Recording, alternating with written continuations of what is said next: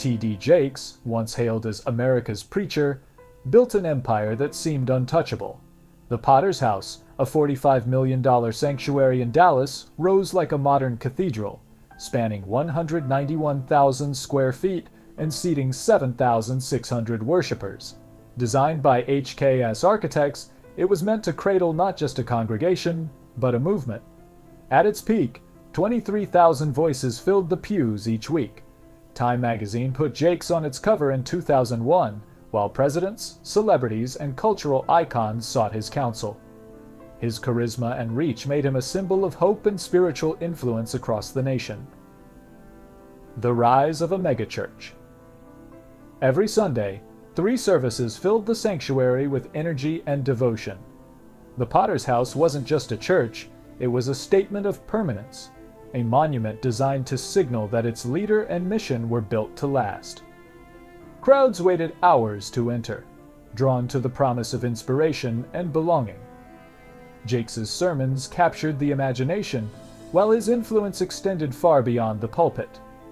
With a reputation for bridging faith and culture, he became a trusted voice for both everyday Americans and Hollywood elites.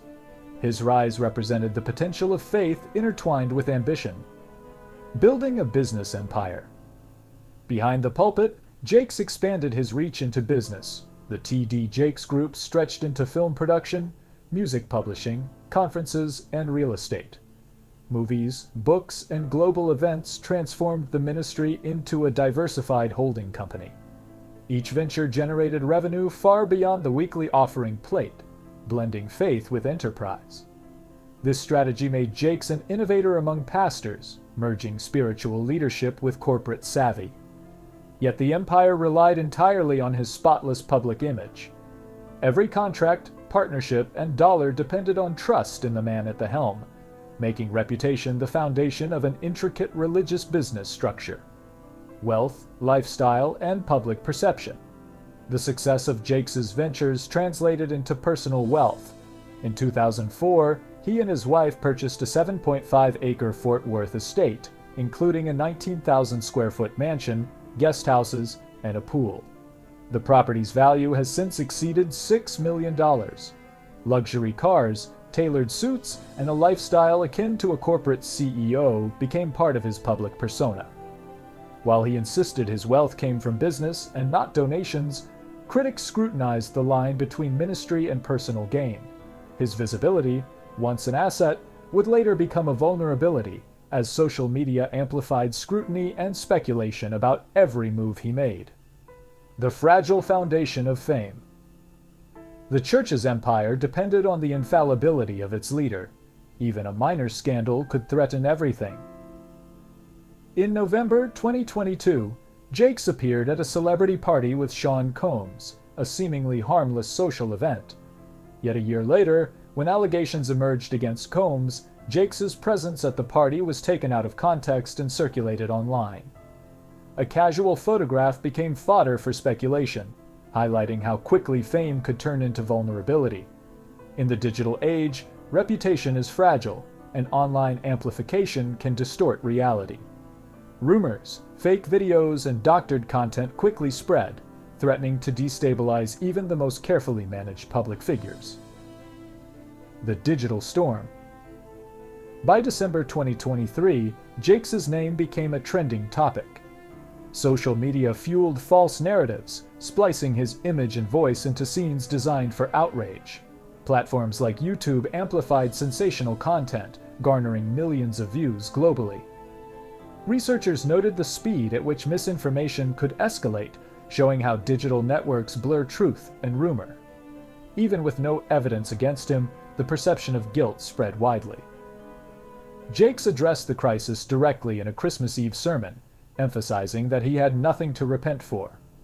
His words, however, were interpreted in multiple ways, demonstrating the peril of public perception in the Internet era. Accusations and legal battles. October 2024 brought direct allegations. Dwayne Youngblood, a Pennsylvania pastor with a criminal history, accused Jakes of misconduct decades earlier, supported by claims from his brother and another individual. Jakes immediately filed a defamation suit, calling the claims extortion and highlighting fabricated evidence, including AI-generated quotes. While the headlines were sensational, the legal documents painted a more complex picture of manipulation and attempted financial gain. The combination of false allegations and viral content underscored the precarious nature of public life for high-profile spiritual leaders, where a single accusation could threaten an entire ministry. Health and human vulnerability. The toll of these pressures was physical. On November 24, 2024, after preaching for more than an hour, Jakes collapsed on stage, revealing later that he had suffered a massive heart attack. Minutes away from death, he survived, but the incident left the congregation and empire in shock. The stage that had carried him for decades became a reminder of human fragility. The health scare underscored that no amount of wealth or influence can protect a leader from the strain of personal and professional challenges. It also marked a turning point for the church and its future leadership. Transition and succession. On April 27, 2025, Jakes stepped down as senior pastor of the Potter's House. He appointed his daughter, Sarah Jakes Roberts, and her husband, Tuay Roberts, as co-pastors.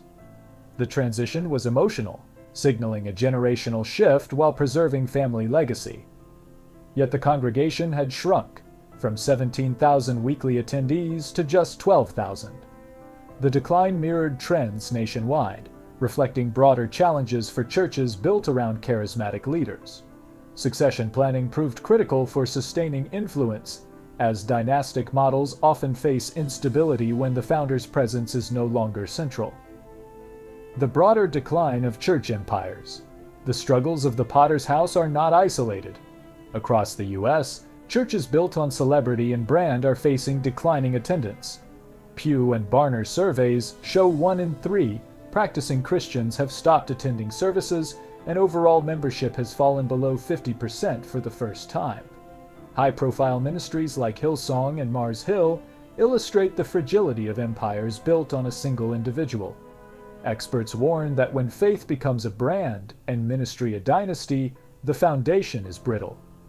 Reputation, once a powerful asset, can quickly become a vulnerability with consequences for both community and institution. Faith, brand, and the future. America's experience with megachurches illustrates the tension between faith and celebrity. When religious institutions become intertwined with personal branding, collapse is not just scandalous, it is instructive. Public trust in organized religion is at an all-time low, with only 31% of Americans expressing confidence. The rise and fall of these church empires highlight how power, influence, and faith intersect with culture, media, and technology. For leaders and followers alike, the lesson is clear. The sustainability of spiritual institutions depends not just on vision, but on accountability, transparency, and adaptability in a world where perception can outweigh reality. Conclusion. Lessons from a cathedral. The story of T.D. Jakes and the Potter's House is both a cautionary tale and a reflection of modern faith. A church that once drew tens of thousands weekly now navigates diminished attendance and a transition in leadership. The blend of wealth, influence, and digital scrutiny created both unprecedented opportunity and vulnerability.